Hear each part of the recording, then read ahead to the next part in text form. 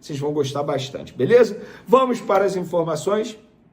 Eu vou começar sobre essa fake news. Gente, se já não bastasse muita gente querendo atrapalhar o ambiente do Flamengo, o dia a dia do Flamengo, quando eu falo muita gente, é muita gente que torce para o rival, enfim, que quer ver o rival ser campeão e não o Flamengo. Se já não bastasse isso, a gente tem que ver também notícias saindo aqui do futebol carioca, vindo da imprensa carioca, dando conta de que Pedro e Felipe Luiz brigaram novamente. Gente, isso é uma fake news. Isso não procede, eu garanto para vocês. Eles não brigaram novamente, não tem clima ruim nos bastidores do Flamengo, muito pelo contrário, embora os resultados não tenham sido positivos nos últimos 5 jogos, apenas uma vitória, desempenho caído, mas o problema não é bastidor, o clima é maravilhoso no dia a dia do Flamengo, isso todo mundo relata, dirigente, comissão técnica, jogadores, pessoas que trabalham com jogadores do Flamengo, todo mundo fala isso, o clima não é ruim. Teve aquele episódio, de fato, com Felipe Luiz e Pedro, publicamente. Agora, dizer que nos últimos dias Pedro e Felipe Luiz se desentenderam novamente é mentira. Não procede, galera. Não procede. Então, se já não bastasse muita gente fora do Rio de Janeiro querendo, entre aspas, botar algo de ruim no dia a dia do Flamengo, gente, a imprensa carioca não pode cair nessa. Então, repito, não procede essa informação, tá? Treinamento, hoje, domingo, dia 12, teve treino, sim, no Ninho do Urubu, para alguns jogadores.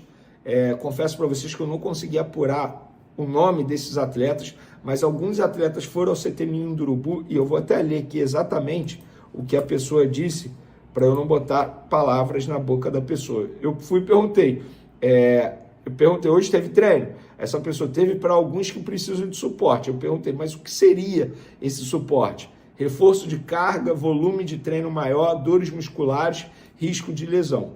Não são todos os atletas, repito, mas alguns compareceram.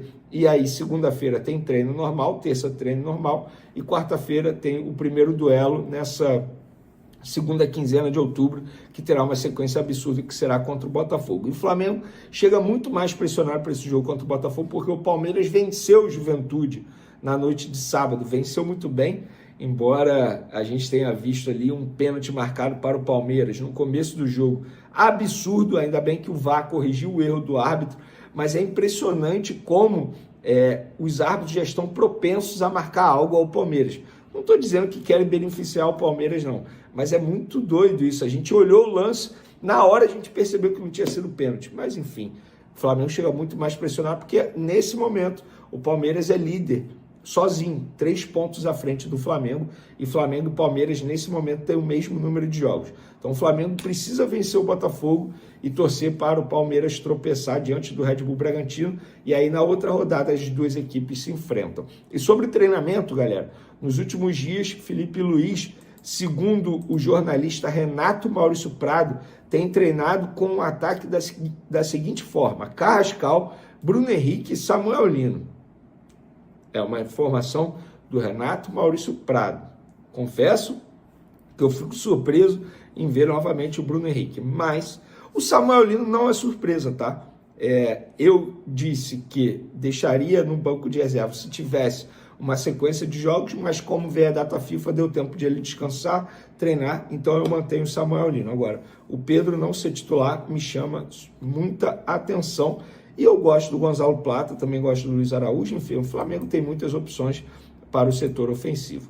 E para finalizar nosso vídeo, a informação mais importante desse vídeo, na verdade, as informações, porque eu apurei a situação das renovações de contrato de Felipe Luiz e Arrascaeta, porque a gente disse nos últimos dias que essa data FIFA a gente teria novidade em relação a essas duas negociações, e tivemos novidade. Qual foi a novidade? Vou trazer agora para vocês. Como estava previsto para essa data FIFA, as negociações tiveram avanço. A diretoria recebeu nesta semana as contrapropostas dos representantes do meia e do treinador. José Boto, responsável pelo lado do Flamengo nas negociações, vai avaliar as ofertas feitas pelos empresários de ambos para dar uma resposta em seguida. Ou seja, nesse momento, a bola está com o rubro-negro. Vale mencionar que nos dois casos, Arrascaeta e Felipe Luiz, as conversas estão fluindo de maneira natural E, como acontece em todas as tratativas, há sempre essa troca de propostas entre as partes até chegar a um acordo. A boa notícia é que as partes falam a mesma língua e demonstram a mesma vontade, manutenção e compromisso. Pelo que eu ouvi das pessoas envolvidas nas duas negociações, é questão de tempo de a renovação de contrato acontecer. Inclusive, a gente falou sobre isso, o próprio Arrascaeta disse em uma entrevista à ESPN que estava quase tudo certo. Mas esse quase tudo certo pode demorar um pouco? Pode, mas pelo que eu estou entendendo, pelo que eu estou ouvindo das pessoas envolvidas em todas as negociações, é questão de tempo para as duas renovações de contrato acontecerem. Vene, tempo de contrato.